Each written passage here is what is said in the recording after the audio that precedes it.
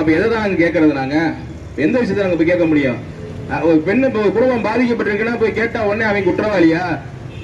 அது இப்ப நீங்க போய் எந்த போராட்டம் பண்ணது இல்லையா? அந்த கம்யூனிஸ்டுக்கு நாங்க இதையும் நாங்க பாதிக்கப்பட்டப்ப நாங்க முதல்ல நின்றோம், அவருக்கு துணையா நின்றோம். இப்ப அவருக்காக போய் போராட்டம் பண்ணோம். இதே கம்யூனிஸ்டுக்கு ஒற்றுமைக்கு நாங்க போய் நின்றுருந்தோம். அப்பெல்லாம் யாருமே வரல. உங்களுக்கு ஒண்ணு நான் வலிக்குதுல, அப்ப இந்த மாதிரி பிற குடும்பத்துக்கு வலிக்குது. குடும்பத்தை சார்ந்த ஒரு விஷயம் இது, கட்சி சார்ந்த ஜாதி சார்ந்த விஷயம். எல்லா ஜாதிக்கும் எல்லா மதத்தினருக்கும் ஒவ்வொரு பாரம்பரியம் இருக்கு, ஒவ்வொரு கொள்கை இருக்கு. தான் பிள்ளைய சின்ன பிள்ளைல பார்த்து பார்த்து வளர்க்குறாங்க ஒவ்வொருத்தவங்களும். சரிங்களா? தான் பிள்ளைய நல்ல இடத்துல கொடுத்துட மாட்டோமா, நல்லா கட்டி கொடுத்துட மாட்டோமா, என் பிள்ளை வாழ்ந்துடாதான்னு சொல்லிதான் எல்லா குடும்பமும் வளர்க்குறாங்க.